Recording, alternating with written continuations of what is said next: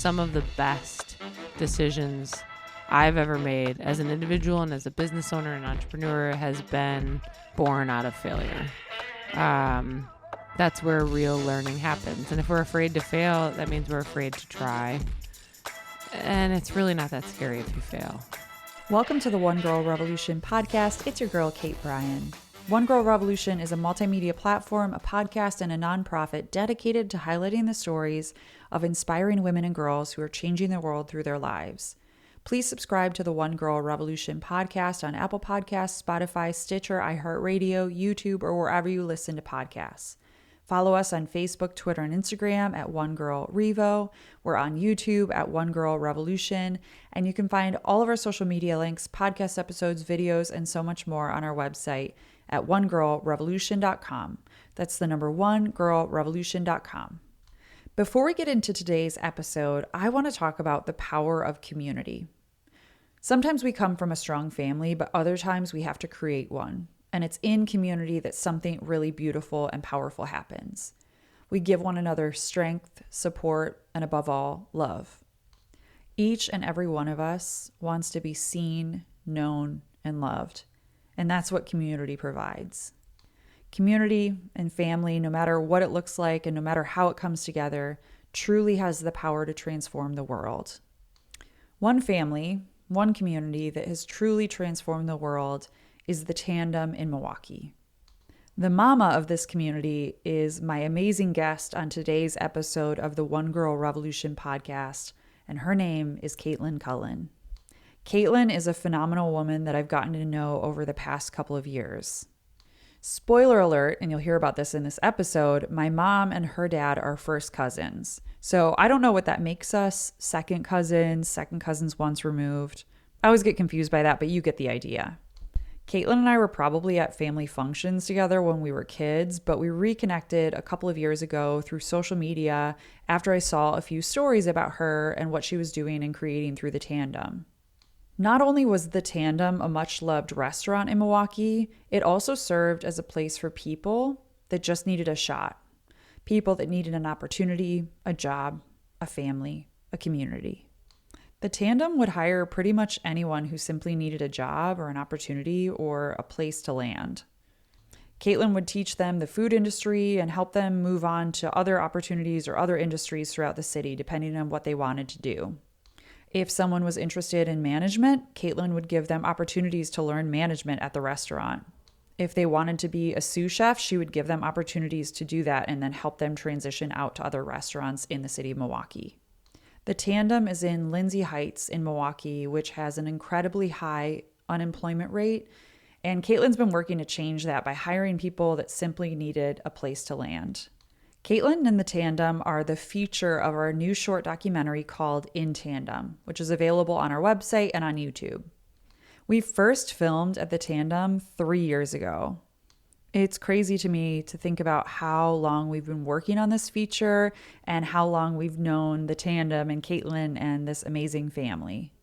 After filming there the first time, we started to make plans to go back and film some B-roll and some other shots that we had missed, but that was March 2020. And as you know, that is when COVID hit. But that's when Caitlin and the Tandem story got even more interesting. It was so incredible and interesting before when they were hiring people and giving people opportunities. But then when COVID hit, the Tandem shut down like so many other restaurants. But then they started feeding people in need. They were no longer feeding customers. People couldn't pick up takeout orders. They were only feeding people in need. Caitlin and the Tandem family got together and just started making as many meals as they could with what food was left in the refrigerator. They posted on social media, if you need a meal, come by the restaurant, no questions asked. Just tell us if you need 1 or 5 or however many you need to feed your family. You'll hear the whole story in this episode with Caitlin, but what ended up happening is they ended up hiring other restaurants, helping them from going under during the pandemic. They ended up hiring people that had lost work, whether it be in the restaurant industry or Uber drivers, and they hired Uber drivers that weren't working to go deliver some of the meals that they were making. Caitlin and the Tandem community ended up creating this amazing family that supported the city of Milwaukee, that supported the people in their own community, but also people throughout the city feeding them, making sure that they had meals, giving them employment if they needed, whatever they needed throughout their time in the pandemic. They were serving this amazing community. What ended up happening is they fed over 100,000 people throughout the pandemic. They fed people that were in need. They helped people that were struggling, suffering. They hired people that needed a job, that just needed work. They changed the lives of so many people. I will forever be blown away by Caitlin, by the Tandem family, and I am so grateful to have known them, to have gotten to know them, to stay in touch with them, and to continue to get to follow their stories and the story of the Tandem. Caitlin has since moved on from the Tandem, but the Tandem's legacy lives on. What Caitlin and the Tandem family created and accomplished truly changed the world. And it should be an example to all of us on how we can make a difference, how we can support those around us, and how we can change the world simply by being present to those around us and to serving our own community. Caitlin and the Tandem are the feature, as I mentioned, in our new short documentary, In Tandem. You can watch it on YouTube or on our website, and please share this incredible documentary and this incredible story. There's so much more I could say about Caitlin and the Tandem, but I'll let them speak for themselves through this episode and through our new documentary, In Tandem. Check it out. So without further ado, here's my conversation with Caitlin Cullen. Caitlin, welcome to the One Girl Revolution podcast. Thanks for having me, Kate.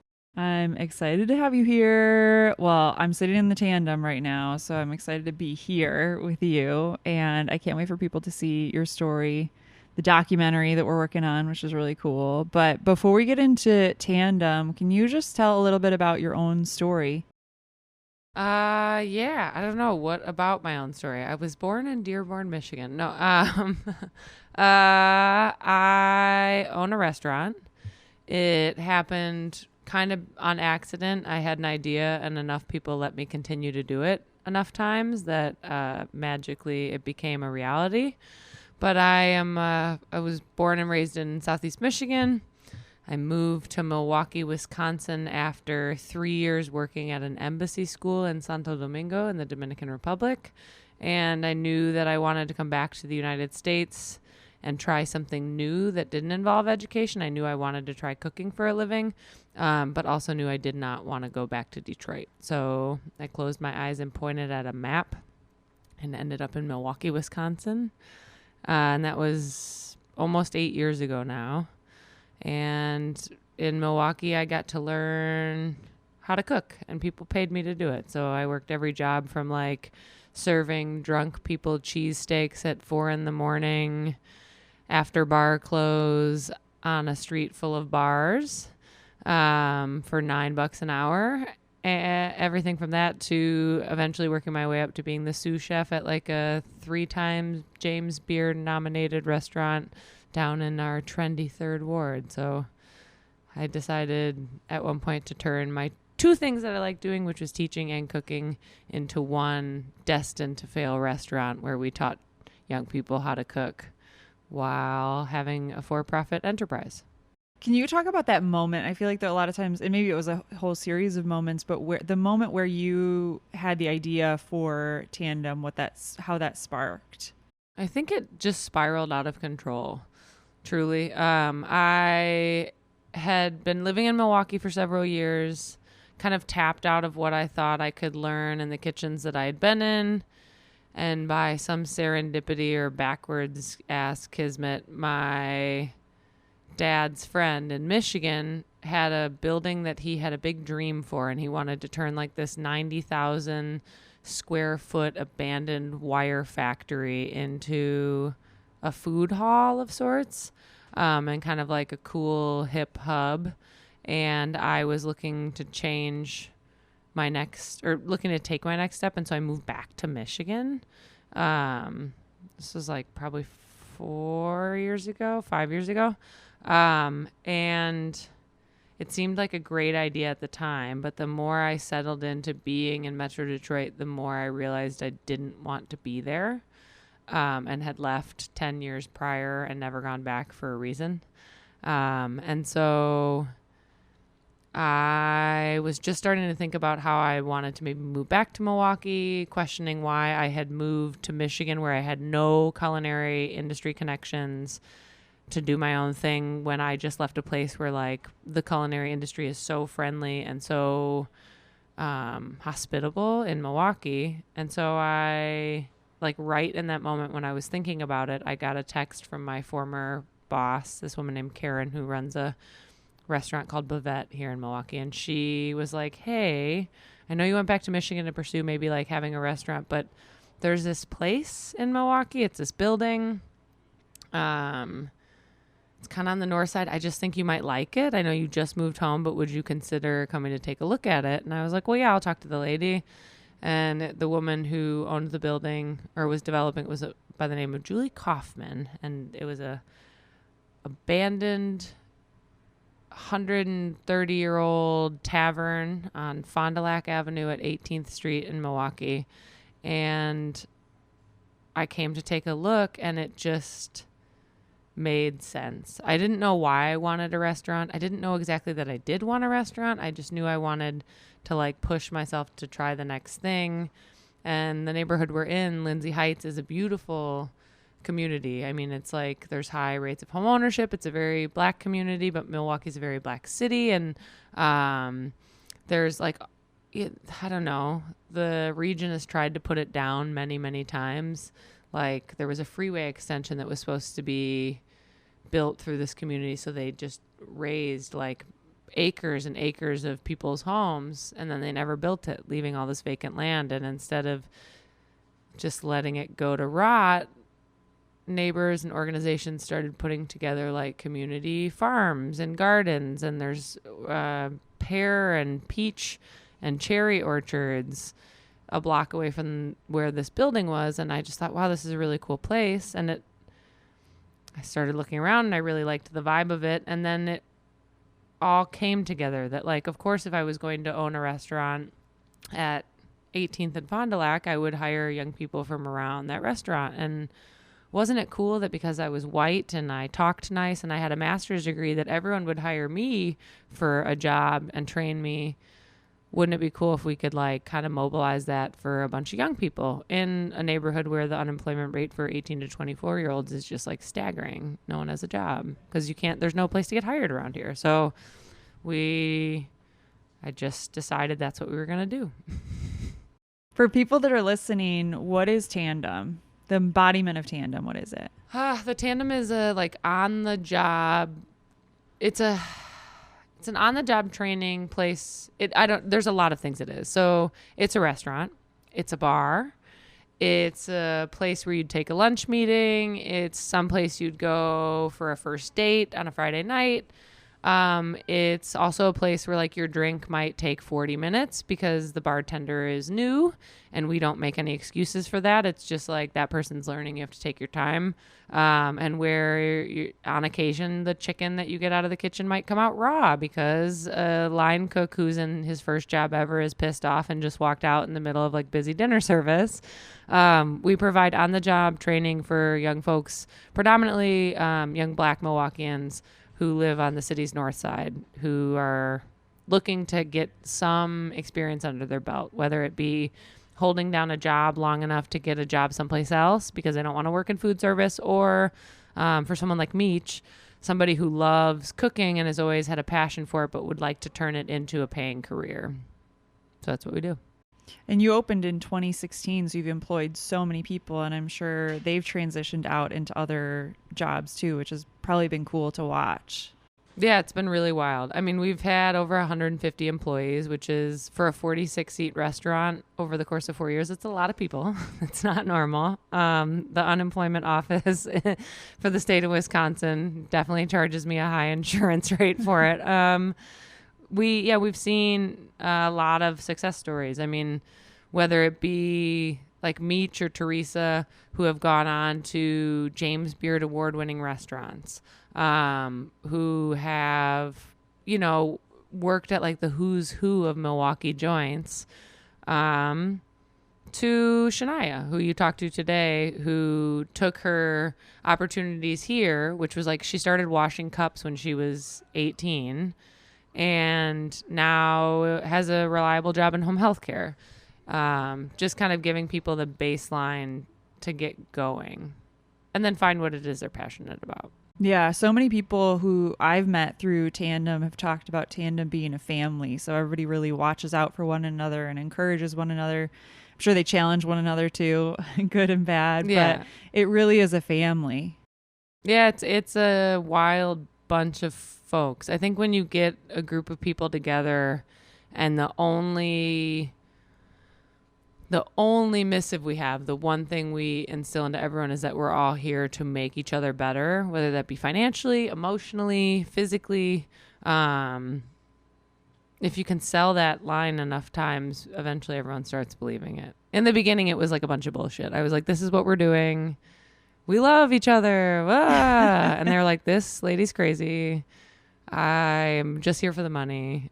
But it's become more than that, you know? It gets to a point where like the new employee, once she socializes with the group of, you know, like elders, even though they're the same age, the veterans, when she's trying to find a place to live, that couch belongs to somebody who works here. You know, that first step is often taken now, not just by me, like I'm sick of having people live in my house, but it's taken by the family. Yeah. And then COVID hit, and for so many people, all of our lives were uprooted and shifted and changed. And I know in the restaurant industry, there are probably so many different things that were going through your head the moment that COVID hit, because obviously small businesses were hit. Restaurants were hit in a really difficult way because things were closed down. But Tandem took a really interesting approach. Can you talk about that? Yeah. I just figured we were going to go out of business. Like, we have been going out of business for 3.5 of the 4 years we've been here. I had just come off of shattering my ankle and being like unable to walk for 4 months. We got into a space where we were finally everything was gonna get better, and then it just wasn't. We had overcome like every obstacle. We had opened a restaurant with a staff of 30 that had never had a job before.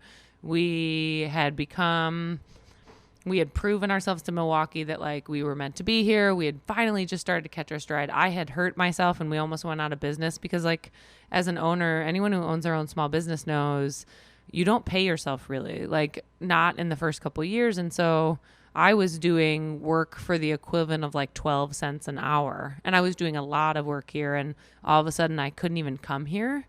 And it just ruined our business, and the city banded together. People fundraised to like cover the cost of hiring other employees to replace my labor.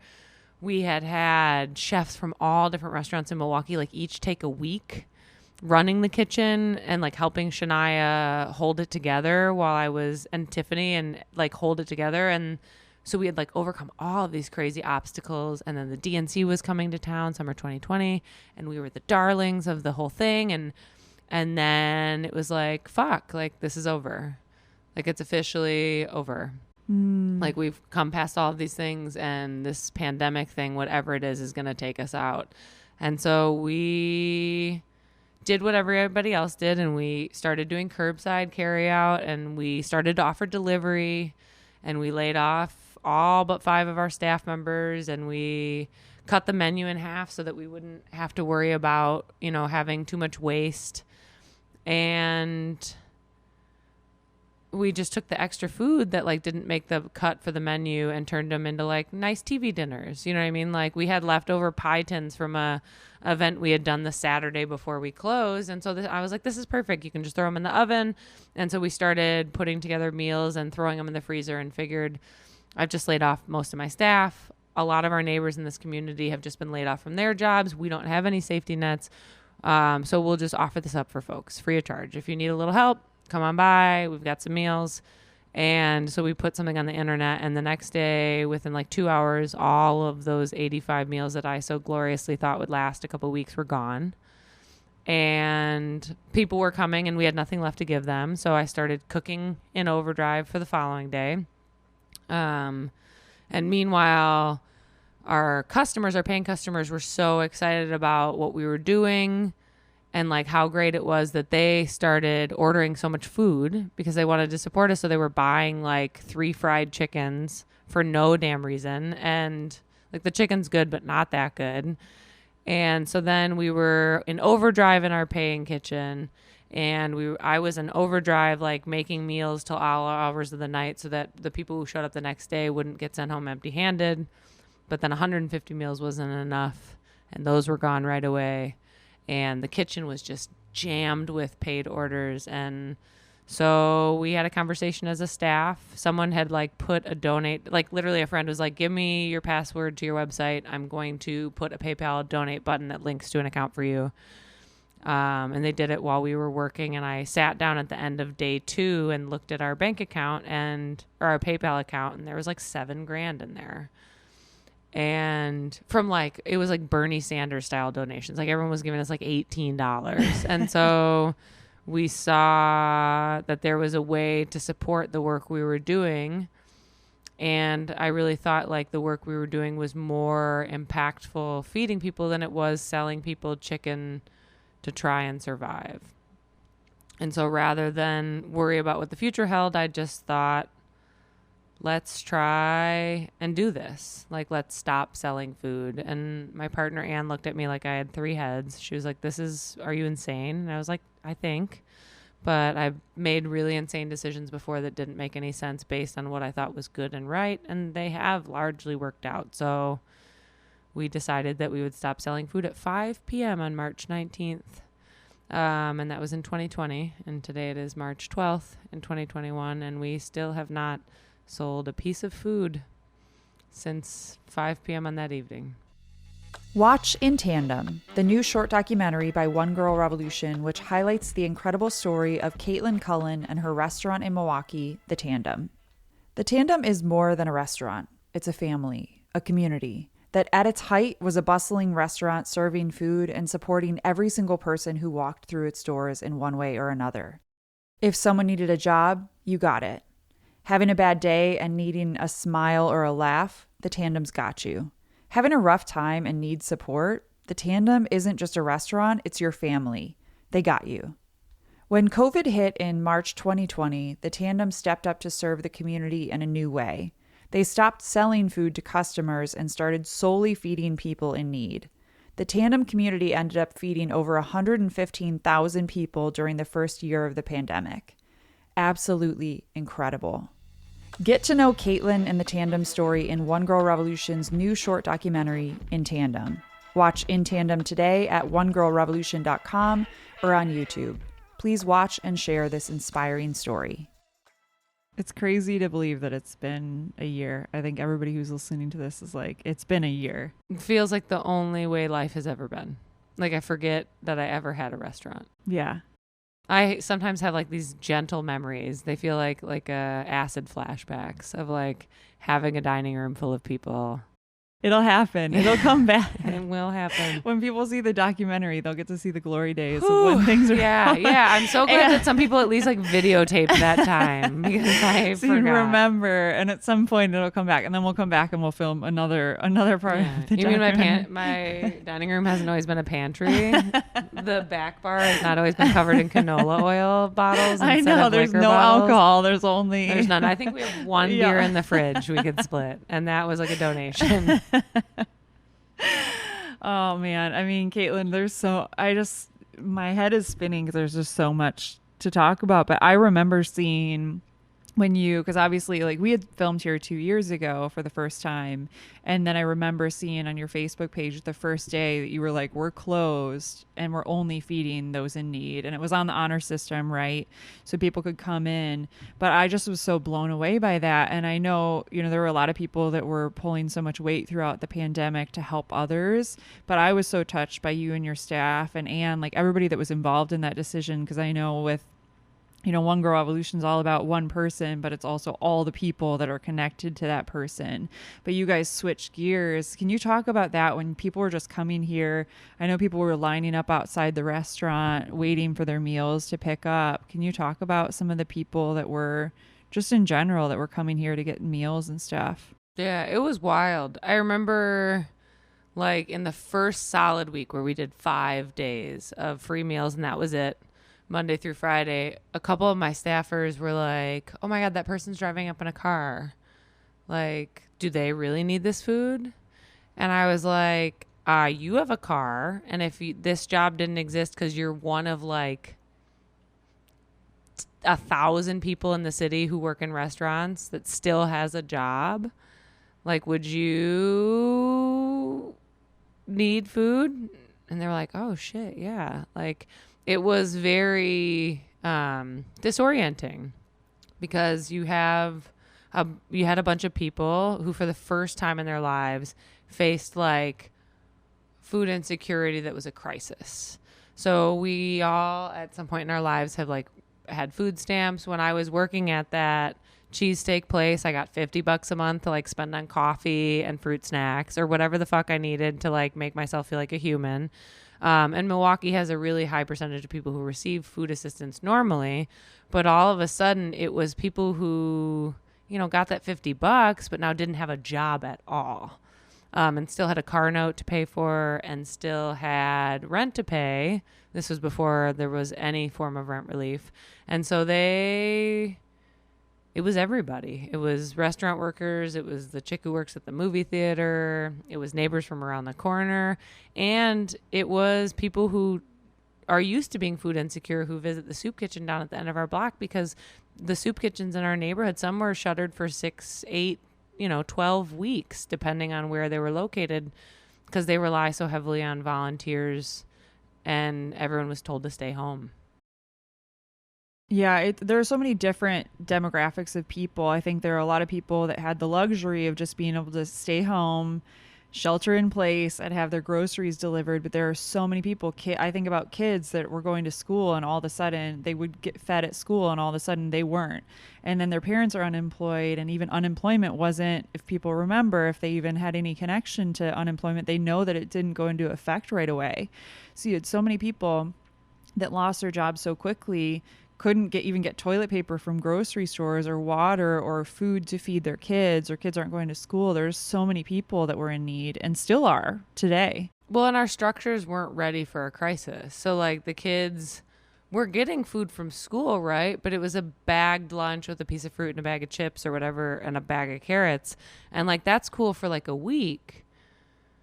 But for like 3 months, it didn't work. It wasn't like a lasting solution. And of course, then the summer came through and schools figured out how to get you a hot box for internet and get you a Chromebook or an iPad or whatever the hell they had to get you. But in the short term, it was pretty bleak. And so people needed our school system in Milwaukee Public Schools is a food pantry more than it is an education system. No offense to my friends who work in that system, but truly, I mean, one of the biggest things they achieve is feeding young people. And you're feeding so many people here. I know that once the word got out and once you guys were putting stuff on social media, more and more people were coming, that the need was so much greater than you guys could turn around. So you ended up partnering with other restaurants, right? Yeah. So we partnered with other restaurants pretty early on, just because at one point, I think we all thought the pandemic was going to last like a month or two. I know I did for like a week. And then I was like, wait a minute. I think this is forever. But in those moments, a lot of restaurants just closed their doors and said they would reopen at some point. And a lot of those restaurants still have closed doors. They do a little bit of takeout here and there, but they have not let anyone in for 12 months. And so the thought was, okay, now we're not making 185 or 150 or 250 meals a day. There's demand for 700, and we only really are able to pull off like 450 on our own, and that's on a good day. And man, I'm tired, and I've been drinking just beer as like my form of sustenance. Like, meanwhile, all these restaurants have all this food in their coolers that's going bad, these perishables. So I just said, like, if I can pay you $5 for every meal you turn around, I'll give you the container to put it in, I'll give you some of the donated food we have, you can at least turn your case of broccoli into cash. And I can keep up with the demand of the stuff that we have going on, and also spread those donations around a little so that I don't feel like I'm like hoarding money. But instead, we're all trying to solve the problem together. Like, I don't need to be the only person getting donations. We might as well all attack this as a group. And so that was the move. And that was awesome. But what really mobilized like a lot of fucking money was the World Central Kitchen. And it's a global nonprofit led by Chef Jose Andres. And it's, I don't know, it's a no-nonsense organization. I got on a call with them at 9 a.m. on a Saturday. And by 10 a.m. on Monday, we had paperwork signed and like, you know, ACH transfer forms filled out to where they would... We would do as many meals as we could in a week. And at the end of the week, I would send them a bill on Friday. And the following Friday, there would be the money in my account at $10 per meal for every meal we put out there. Wow. How did you first get connected to them? My buddy Tariq is a DJ at a radio station here, 88.9. And he, I think, was just like super fucking depressed. Like, the pandemic was just killing Black men in Milwaukee, like not older. I wouldn't say Tariq is old. I think he's like 40, but elders, you know. And so he was tripping. Like, he was at home all day just doom scrolling and feeling a lack of optimism. And he saw an article somewhere that World Central Kitchen was going to help do some of this food relief or whatever. And so he sent them an email at like info@worldcentralkitchen.com. And it was this long, beautiful, prosaic thing about what the Tandem used to be and what the Tandem has done now and how we've always been about community, and that like it would really mobilize some help. And they emailed him back like 3 hours later. And they're like, yeah, for sure. Let's talk. Can she talk tomorrow? And it was like, it just moved at such a lightning speed. And it mobilized like $500,000 to Milwaukee restaurants. And it fed tens of thousands of people. You know, like, I think the World Central Kitchen probably sponsored like 50,000 people's meals in this city. That's incredible. In a really short span of time. That's incredible. And then it's job security for a lot of people in the restaurants too, because they're being paid to make these meals as well. Yeah, I mean, you're able to keep some staff on, or if you've made the difficult decision to like close your business because we don't have any answers. This was so early on. I mean, this is like late April. You don't know what's going on. They've just told you to start wearing a mask, when for 2 months they were telling you not to wear a mask. Like, what the fuck? For those restaurants that tried to take like the high road and make the safest decision possible, they were able to, you know, the owner's labor cost nothing. So they were able to at least like prepare the food and pay the rent. I mean, I'm at 18th and Fond du Lac, and my rent is $2,500 a month, and that was after a negotiation. Imagine if you've got a 30-seat restaurant in the third ward that you're paying $5,500 a month for, and you can't have anybody inside of it. It was just like, it was really essential to help mobilize that stuff. Since the pandemic first hit, that first couple of months, so much has changed. Like throughout the summer, I know you guys have shifted gears numerous times. Can you talk about those shifts and then what you're doing now? Okay. Yeah. A lot of shifting has happened. So the World Central Kitchen was in town from late April to early July. And that was really awesome. And then like hurricane season hit. And their first goal is really addressing natural disasters. And so things had also kind of calmed down by then. Like, restaurants had put out little parklets and expanded their patios. We all kind of thought maybe it was getting a little back to normal. I started setting our sights on opening in September. It was something I really thought was going to happen. And then that didn't happen. We kept doing the food and stuff. But yeah, so I mean, we had set our eyes on opening in September, and then a variety of variables made that clear that wasn't going to happen. So we took a break. The entire staff took a 2-week hiatus so that we could kind of reset and get ready and start to plan on what it looked like to reopen. We had like rebooted our website and our menu. Yeah, so we had like gotten ready to kind of to hit it again. And then you could see that it wasn't getting worse, but it wasn't getting a lot better. It felt like a temporary relief, and it was all stuff that, like, I don't know, they told us. I don't know who they is, Dr. Fauci or something, but like that it would get better in the summer, that the warmer weather would be less susceptible to spreading stuff, that we'd be outside, that it would feel more normal, and then it wouldn't feel normal again. And so we all took 2 weeks off. My partner and I went on a road trip, and on that road trip, we just felt like liberated, and everything was different, and it was great. And we were outside and seeing national parks, and we got back, and I got in bed, like we were exhausted from driving. I got in bed and I pulled out the Sunday paper from the day before, just like see what was cracking. And the front page, like, might as well have said like, kids going back to school, totally fucked, never gonna learn again, all starving. I mean, it was like the front page of the Sunday Times, and the teacher and me just like woke up and freaked out and was like, oh my God, like, what are our kids going to do? Kids in my neighborhood are falling through the cracks in a normal school year, and now it's a pandemic, and you have to do it from home. And are they going to still be giving you a bagged lunch? And did they figure out how to get you internet? And what if your mom has to work all day and you're a fourth grader? Like, what is going to happen? And really, essentially, like, a 10th grader who happens to fail a digital 10th grade school year probably will never return to school, especially in Milwaukee. So we had some donation money left, and I saw that it was getting a little dicey again, and numbers were rising in other parts of the country. And I saw the weather getting colder and fast cold here. And so we decided that we would shift our nutrition assistance efforts to food and tutoring. So finding a way to get young people together in a safe space and do one-on-one help. We have Chromebooks, we have internet, we have a parking lot that's wide open that we put a tent over. We have food so you can get something to eat, get your brain working. You can take some home for your brother and sister.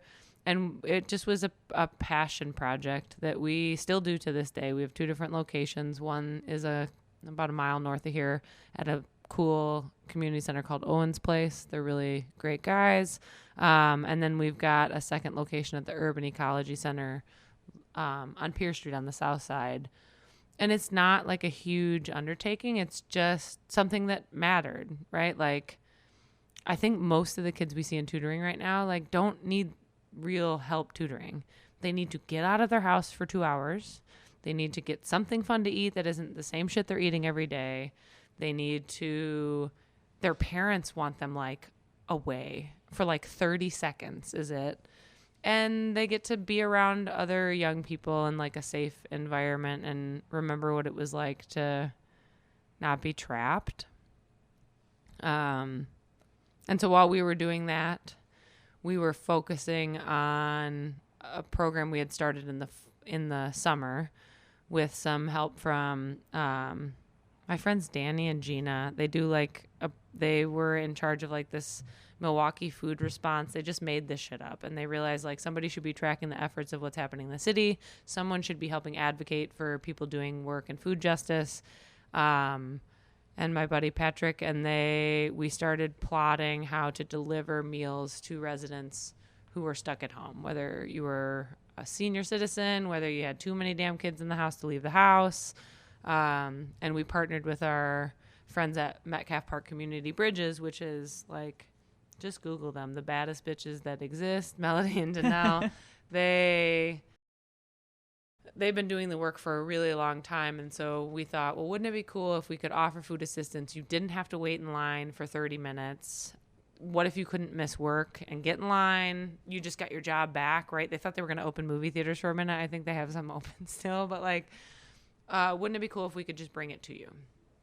And so we worked on that and worked on it and worked on it. And then 3 people who are infinitely cooler than me and sounded better than me and could write interesting paperwork better than me proposed to the city that they pay for this project in the winter. So opening up funding to deliver meals to residents, because I don't know, I mean, Detroit is Detroit, but Milwaukee is Milwaukee. It is cold as a mug here in the winter. And so like sub-zero temperatures. We do not need people standing outside. No. If you had a car, it might not work because it's cold. The buses are restricted to 15 people. You can't walk here if you don't live really close by. Like it wasn't practical to give people food resources that they couldn't access safely or comfortably. The attempt was twofold. On the supply side, restaurants in Milwaukee struggle in January and February in a normal year. And so to add a pandemic to that and the inability to have people dine in, because it got really bad there in November, December, January, to give them an alternative revenue stream. And so we kind of picked up the programming that we had done in the summer, and now we deliver to anywhere between 2,500 and 3,000 residents every week, to about 1,000, couple 100,000. No, it's like 750 households in every zip code in Milwaukee except for 53201, which is like downtown in the third ward. It's the real bouge section. And we do it 5 days a week. And how do people find out about it? Is it just word of mouth, kind of like before? And then I know it's also like on the honor system too, that people just reach out and say, I need X number of meals. Yeah. So it's social media driven. Like our website is where people sign up. But we let people know when the sign up goes live on our social media. So tonight, for example, I will be posting around 5:30, like, hey, mark your calendars at 5 p.m. Monday, sign up for April Meals goes live. And so residents are able to sign up it's a once a week meal delivery for as many people as you register in your household. And it goes every week for the month that you're signing up for. So we have to do it a couple weeks in advance for the sign up because it's a lot of organizing, like the delivery routes and which zip codes are serviced on which days and which drivers take which houses and how many dietary restrictions we have to split up between these thousands of meals. And yeah, we do it on the honor system. I mean, again, food insecurity still looks different than it's ever looked. It's already been a really significant problem for Milwaukee for as long as Milwaukee's existed. And I don't know. I mean, like, you're used to your kids getting meals at the school. So then you have to pick up meals at the school. But what if you can't get to the school every day of the week because you have to go to your job at Pick and Save? And so what if, like, we can replace that one thing? Does it mean that person needs it any less because there's a different resource they're technically, air quotes, able to access? No. Would anyone sign up for a free meal delivery if they don't need it? Maybe, but that would be weird. And we find that people are overwhelmingly unnecessarily honest, right? Like with the February meal sign up, within a week of getting ready to start the meals, we haven't even started them yet, we got several people who are like, oh my God, my unemployment finally came through. Please take me off the list. I'd rather the meals go to somebody who needs them. We get a lot of that all the time. And most of the folks who are getting meals are like the vast majority. It's either like an 8-person household where there's a bunch of kids there, or it's like a little old lady. We have so many meal deliveries that are one person in the household. It's just one person who needs a little help. That doesn't feel like taking advantage to me. And what the fuck is taking advantage anyway? Right. Like the government's taking advantage of us. Fuck that. Everyone is. Right. You guys are filling you, and that includes everybody who's working with you, all the delivery drivers, all the restaurants. It's like you guys are filling this void. The government can't figure it out, and you guys have just stepped in, which is incredible. Yeah. And if people were here right now, so at the restaurant, you've completely, since I was here 2 years ago, it's pretty much set up like a grocery store for restaurants. So restaurants come in, they get what they need to make their meals. Can you talk about that, restaurants, what they're doing? Yeah. So the city of Milwaukee sponsored that. And that is like, I speak ill of government often because I am a radical person. No, but, Same. But I'm so used to the bureaucracy and the pace of government just being horrifying. And to be fair, the city of Milwaukee mobilized this funding in like 4 months, which for city government to pay a for-profit enterprise to do an exploratory experimental delivery program, it's It's pretty fucking wild. Insane. So I will give my props to the city of Milwaukee for that. But the idea is the city of Milwaukee they had CARES Act dollars that had to be spent in a certain way. They bought $100,000 worth of groceries. Dry goods largely, and then high margin proteins, right? Ground beef, chicken, fish, nothing fancy, a lot of pork shoulder, and like whole chickens. But the idea was if we could reduce the cost of what we pay the restaurants by supplementing them with free groceries, the containers to put their meals in, the flour to batter the chicken they're going to fry, it would be more beneficial for everyone. So the restaurants come in, they shop out what they want, they take a photo of it and send it to an email where we fill it into a spreadsheet to keep track of the inventory, and they then go back to the restaurants, they cook the food, they cool it, they pack it into these containers we provide, these like aluminum tins that are still based off of that first day where we were using the leftover pie tins from my friend Venus's celebration. And they bring them back. They label them with the restaurant name and the dietary restrictions that we've given them. You've got 185 meals, 143 of them are normal, 20 are no pork, 20 or 2 of those 20 are no pork, no seafood, one's no pork, gluten-free, no dairy, one's no pork, no beef, no chicken, just like wild shit. Yeah. And then they bring it back and we store them. We usually take them out the same day, but sometimes we take them the following day because we want them to have a good window in which they can drop off. And then the guys drive all over the damn city and deliver them. Donate to One Girl Revolution's nonprofit organization to help us continue our work, highlighting inspiring women and girls that are changing the world through their lives, promoting their work and their organizations, and building a powerful and positive force out in the world dedicated to empowering women, their voices, and their stories. Donate at onegirlrevolution.com/donate. That's the number onegirlrevolution.com/donate.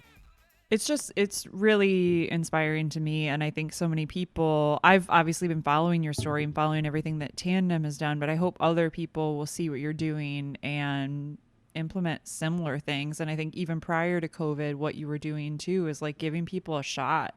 Shania today was talking about how she had never really had a job before and came here and like really hustled and worked her way up into the kitchen. And I remember she told you that she wanted to work in the kitchen. You were like, all right, like, let's figure it out. And there were days where you were like working alongside her to teach her how to do something. She was joking about how she like messed up all the time, but just for people to give other people a shot. And that's what Tandem has really been and it's been an inspiration to me in so many ways, Caitlin, and you have been too. But no, but it's just, I hope that other restaurants and other businesses take a look at what you guys are doing. And that's why I'm so honored and excited to share your story with more people. But what would you say to other business owners, other restaurateurs that maybe want to add a social enterprise element to it, or just a social element to it?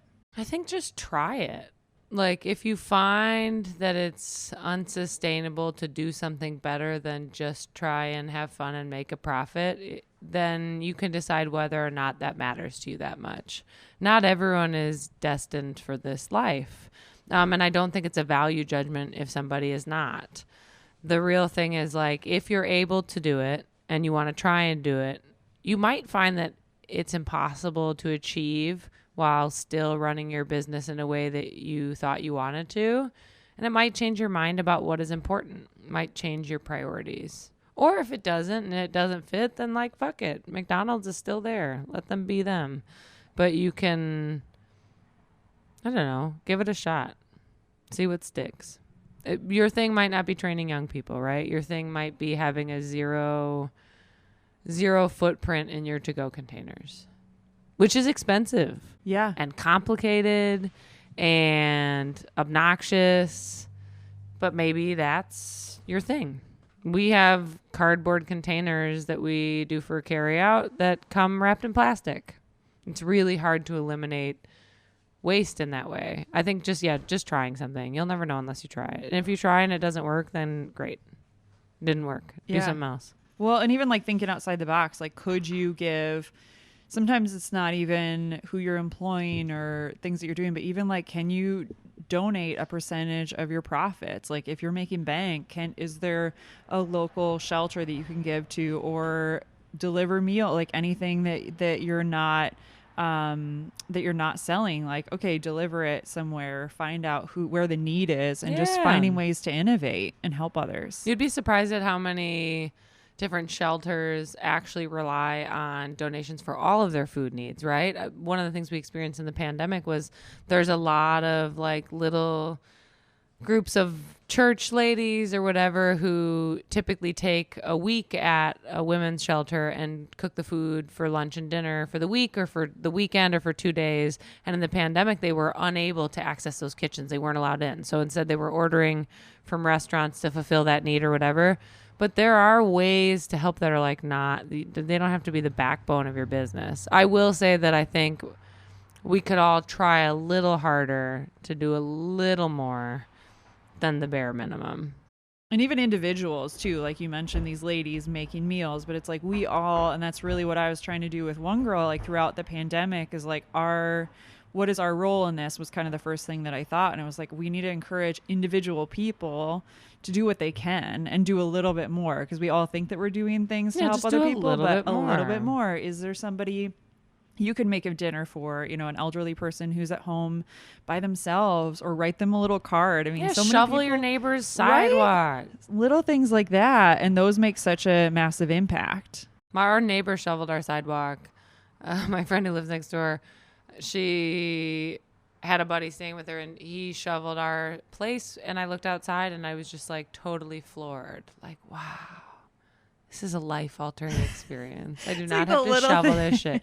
But yeah, just do a little more. Yeah, that's awesome. I know it's hard to predict the future, but like where do you hope that Tandem goes from here? And maybe it's just a continuation, that you continue to innovate and find ways to serve the community and be there for the community. I hope at some point sooner rather than later, the restaurant opens back up, and I'm sure you'll be innovating and finding ways to support others. Where does Tandem, or where do you hope that Tandem goes from here?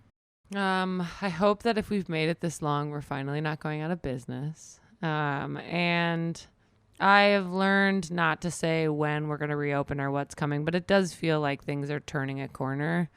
I think our future is a little more mature.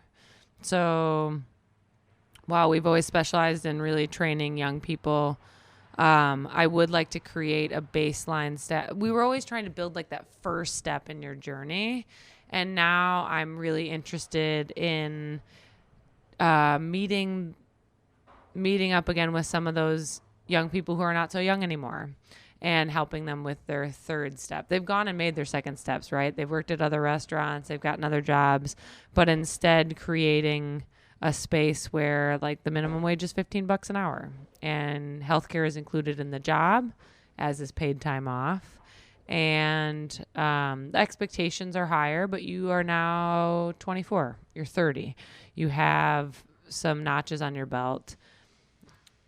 And then creating like a little more formalized process for the younger people, like having an internship where you stay with us for 6 months or 6 weeks. And as long as you do all 6 weeks, you'll get paid for that time. But like, stop fucking playing in my face. Like, yeah. I've paid so many. I think like if I looked at our budget over time, we've spent like at least $80,000 on people who have worked with us for 2 weeks or less. You know what I mean? Like just like lighting a stack of cash on fire. And I want us to be sustainable forever. I want this restaurant to always be here at 18th and Fond du Lac. I want to someday not own this restaurant. I'd love if it was like a cooperative and owned by its employees. I would love if it became Shania's restaurant and Natalia was the kitchen manager, her daughter. I would love like 1,000,001 different things that didn't involve me being here forever. Because this restaurant was never mine. It was always ours. It is now too. Can you talk about, is there a moment, your favorite Tandem moment? And I'm sure there are many, but do you have a favorite Tandem moment that you feel like embodies what Tandem is? as a family, as a group of friends. I asked Shania this question earlier too. What did she say? She said the anniversary parties. Dude, the anniversary she said the party pajama was one. lit. The pajama yeah, that was okay. I'm gonna echo that. I don't know how she explained it, but I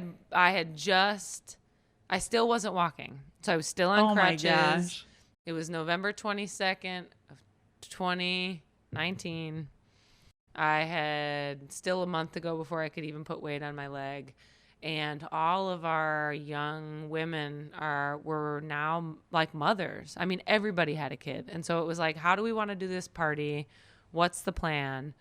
And everyone was like, let's do a pajama party. Like, and I was like, this is awesome. So we made like a bunch of wings, taco dip. Like it was all like pajama party favorites, big piles of punch. And it really was just a celebration. Like we really didn't think we were going to make it to 3 years. And so let's just like be so happy that we did. And it was insanity. So like I walked in like as it was getting going and I had to sit down and I'm like holding 2 babies in each hand because Quisha just had a baby. And I maybe had like Trail's baby, but I know he wouldn't let me hold that kid. But I mean like there were babies everywhere. And kids running around. We had turned the booth. We had like plastered it with like construction paper and like put pillows everywhere. So like all the kids could just like fuck around and like crayon on everything. And we barely had any tables in here. And then the doors opened at 5 and people just kind of started trickling in. And by 7 o'clock, it was standing room only. I mean, the fire marshal would have murdered us. There was like 200 or 300 people here. The lieutenant governor grew up in this community. He was here with all his friends. And the DNC host committee was here because they wanted to like come and party with us.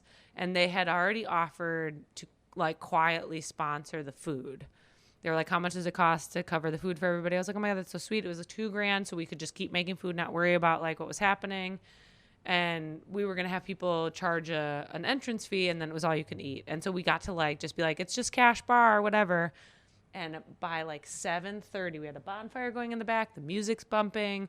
It looks like the fucking United Nations in here. It's like young, old, black, white, Hispanic, gay, trans, like everybody in the world was here. And one of the host committee members came over and was like, how much would it cost to make this an open bar? And I was like $5,000. And he was like, cool, put it on this card. Whoa. And so then all of a sudden it was just like the wheels fell off. It was like, it's an open bar. And then it was like 2 a.m. One of our favorite couples, I think I referenced them when we were talking earlier for the documentary. They're an older couple from Cedarburg. Yeah. They're like in their 80s. Yeah. Jerry loves to fucking dance. And so it's like 1 or 2 a.m.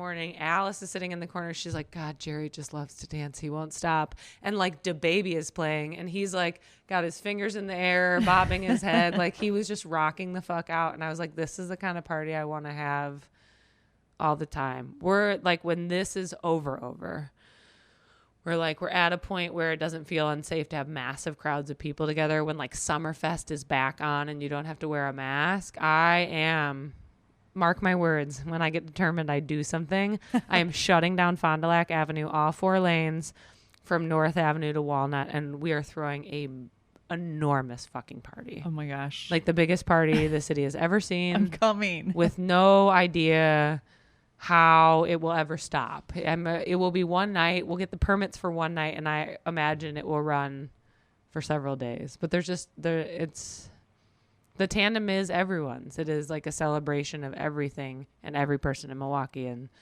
that anniversary party like really highlighted the love we had curated in our community for everyone. Yeah. It's the embodiment of tandem, and that's what Shania was saying too. She was like, that was like the embodiment of tandem. If you could pick one day or one night, like that was it. That was it. Yeah. Oh yeah. It was nuts. It was always that way, but like that was just nuts. Yeah. So what can people that are listening, what can they do to support tandem and support what you're doing here? Obviously, when the restaurant opens back up, they can come. Obviously. Yeah. right now, please donate on the website. People can donate to support your work. They can follow you on social media. They can share your posts. Yeah. I don't know. I think like we'll be fine if we've been fine all this time. I think the support we need is like more people just trying something. Try a little. You know, do something that feels like, if you're inspired by something, do something that feels a little inspirational. What, each one teach one, some garbage like that. Because there's some platitude I can say, like, be the change. Be the change you want to see in the world. But you can. Everybody can. And that's what we're trying to promote here with One Girl. So Caitlin, I always end this podcast with one question. So I want to ask you, very loaded question. Uh-oh. Obviously, because we focus on women and girls, it's directed towards them, but it really could be a message to everyone. But if you could leave women and girls with one message around the world, what would you say? Damn. I wish I had a heads up. I would have thought about this. One message for the world. One message for the world. Be the change. No, don't be afraid to fail. Particularly if we're talking in the context of like women and girls, and this is a gross generalization, but oftentimes men or people in positions of power are not afraid of failing. In fact, they just kind of lead from the hip and decide what they think the future is. And some of the best decisions I've ever made as an individual and as a business owner and entrepreneur has been born out of failure. That's where real learning happens. And if we're afraid to fail, that means we're afraid to try. And it's really not that scary if you fail. It really doesn't hurt that bad. I mean, like, don't fail like when you're learning firearm safety. But like if you're going to fail in trying a business venture that you truly believe in, or adding a piece of social enterprise to your business, then fail. You'll learn something from it. It'll get better. Our first delivery route, epic failure. Horrible. Why was it an epic failure? Because it was like our trial run and we fucking knew better, but it was only 400 meals. And for context, like each day about 800 to 1,000 go out to it. It was 400 meals and we had 2 delivery drivers as opposed to 3. And we didn't separate them out into zip codes.